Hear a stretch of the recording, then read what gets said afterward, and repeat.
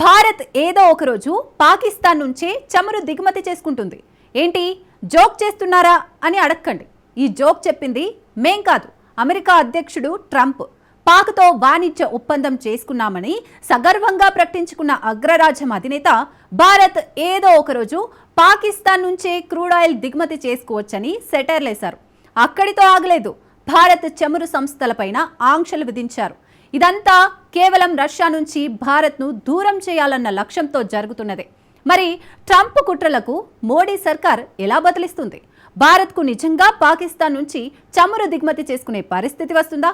అన్నింటికి మించి ట్రంప్ బెదిరింపులతో అత్యంత నమ్మకమైన మిత్రదేశాన్ని భారత్ వదులుకుంటుందా?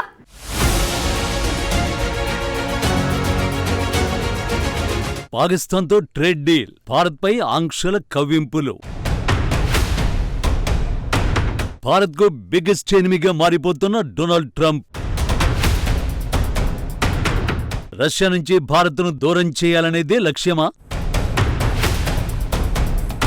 కొన్ని స్నేహాలు అవసరాల కోసమే ఏర్పడతాయి. అవి అవసరం తీరిపోయిన తర్వాత వేగిపోతాయి. మరికొన్ని స్నేహాలు నిస్వార్థంగా ఏర్పడతాయి. కష్టం వస్తే నేనున్నానని అడ్డంగా నిలబడిపోతాయి. భారత్కు ఈ రెండు రకాల మిత్రులు ఉన్నారు. మనకు కష్టం వచ్చిన ప్రతిసారి కొండంతా అండగా నిలబడిన దేశం రష్యా అయితే, అవసరాల కోసం స్నేహమనే నాటకం ఆడుతున్న దేశం అమెరికా. తాజాగా మరోసారి అదే డ్రామా మొదలుపెట్టింది ఆ దేశం. ఏదో రకంగా భారత్ను రష్యాకు దూరం చేయాలని విశ్వ ప్రయత్నాలు చేస్తోంది.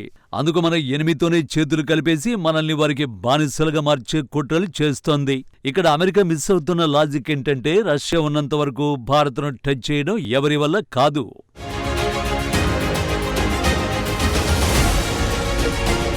భారత్పై 25% టారిఫ్స్, అదనంగా పెనాల్టీలు ప్రకటించిన కొన్ని గంటల్లోనే ట్రంప్ చేసిన ట్వీట్ ఇది. పాకిస్తాన్తో వాణిజ్య ఒప్పందం కుదిరినట్టు చెప్పారు.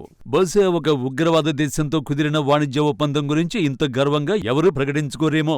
ఆ సంగతి పక్కన పెడితే, ఇస్లామాబాద్తో కుదిరిన ఒప్పందంలో భాగంగా ఇరు దేశాలు చమురు నిల్వల్ని పెంచుకోవడంలో కలిసి పనిచేస్తాయని వివరించారు. అందుకు ఒక మంచి చమురు కంపెనీని ఎంచుకునే ప్రక్రియలో ఉన్నట్లు చెప్పారు. అప్పుడే భారత్ను కవ్వించే ప్రయత్నం చేశారు. ఒప్పందం కారణంగా భవిష్యత్తులో భారత్కు పాకిస్తాన్ చమురు విక్రయించొచ్చని కవ్వించారు. ఆ తర్వాత వాషింగ్టన్ నుంచి మరో సంచలన ప్రకటన వచ్చింది.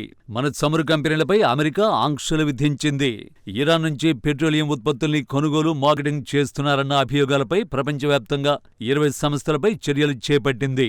ఇందులో భారత్కు చెందిన 6 కంపెనీలు ఉన్నాయి.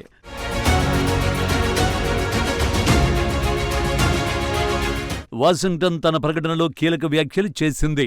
చమురు విక్రయాలతో నిధులు సమకూర్చుకుని మధ్యప్రాచ్యంలో సంఘర్షణలు, అస్థిరతకు ఇరాన్ ఆజ్యం పోస్తోందని ఆరోపించింది. సొంత ప్రజలతో పాటు ప్రపంచాన్ని అణిచివేసేందుకు ఉగ్రముఠాలకు ఆర్థిక మద్దతు కల్పిస్తోందంది.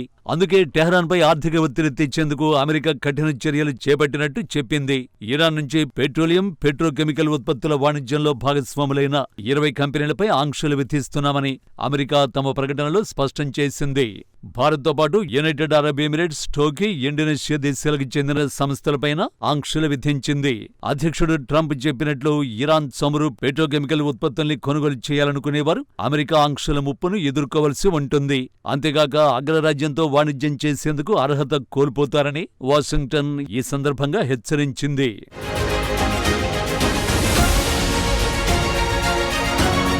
పాకిస్తాన్తో వాణిజ్య ఒప్పందం, భారత చమురు సంస్థలపై ఆంక్షలకు అమెరికా ఎన్ని కారణాలు చెప్పినా అసలైన రీజన్ మాత్రం భారత్ను రష్యాకు దూరం చేయడంతో పాటు బ్రిక్స్ కూటమిని బలహీనపరచడమే. ట్రంప్ వ్యవహార శైలి చూస్తే ఇది అర్థమైపోతుంది. ఎందుకంటే రష్యా నుంచి భారీగా సైనిక ఉత్పత్తులు, చమురు కొనుగోలు చేయడాన్ని ట్రంప్ తప్పుబట్టారు.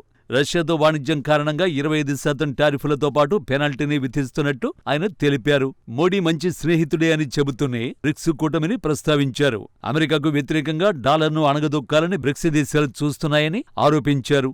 భారత్ కూడా అందులో భాగమే అన్నారు. కానీ అది జరగనివ్వనని స్పష్టం చేశారు. అప్పుడే మరో వివాదాస్పద ట్వీట్ కూడా చేశారు. మొదట రష్యా నుంచి భారీగా చమురు కొనుగోలు చేయడం కారణంగానే సుంకం విధిస్తున్నట్లు చెప్పిన ట్రంప్ తర్వాత మాట మార్చారు.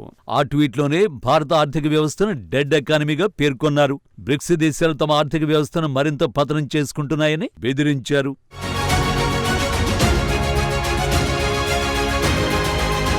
నిజానికి భారత రష్యా స్నేహం ట్రంప్ను భయపెడుతోంది. తనను కాదని రష్యా నుంచి ఆయుధాలు చమురు కొనుగోలు చేయడాన్ని ట్రంప్ జీర్ణించుకోలేకపోతున్నారు. పైగా ఉక్రెయిన్తో యుద్ధంలో పుతిన్ను దారికి తెచ్చుకోవాలంటే మాస్కోకు ఎవరి నుంచి ఎటువంటి సహాయం అందకూడదని భావిస్తున్నారు. భారత్ తన మాట వినదు కాబట్టి టారిఫ్లు, పెనల్టీలతో దారికి తెచ్చుకోవాలనుకుంటున్నారు. ఇది వర్కౌట్ కాకపోతే పాక్ను బలోపేతం చేయడం ద్వారా ఇండియాను బెదిరించాలనేది ట్రంప్ ప్లాన్. అందులో భాగంగానే భారత్ ఏదో ఒకరోజు పాక్ నుంచి చమురు దిగుమతి చేసుకోవలసిన పరిస్థితుల్లో నిలబడుతుందని బెదిరింపులకు దిగుతున్నారు. నిజమేంటంటే ఆ పరిస్థితి మన దేశానికి ఎన్నటికీ రాదు. ఎందుకంటే చమురు విషయంలో భారత్కు చాలా ఆప్షన్లు ఉన్నాయి. 3 ఏళ్ల క్రితం 20 దేశాల నుంచి క్రూడ్ ఆయిల్ దిగుమతులు చేసుకున్న భారత్ ప్రస్తుతం 40 దేశాల నుంచి చేసుకుంటోంది. ఇప్పటికే పలుమార్లు ఇదే క్లారిటీ ఇచ్చింది కూడా. ఇక ప్రస్తుతం ప్రకటించిన టారిఫ్ల ప్రభావంపై అధ్యయనం చేస్తున్నట్టు మోడీ సర్కారు ప్రకటించింది. జాతీయ ప్రయోజనాలను కాపాడుకునేందుకు అవసరమైన అన్ని చర్యలు తీసుకుంటామని స్పష్టం చేసింది. కాబట్టి ట్రంప్ బెదిరింపులకు ఇక్కడ బెదిరిపోయేవారెవరూ లేరు.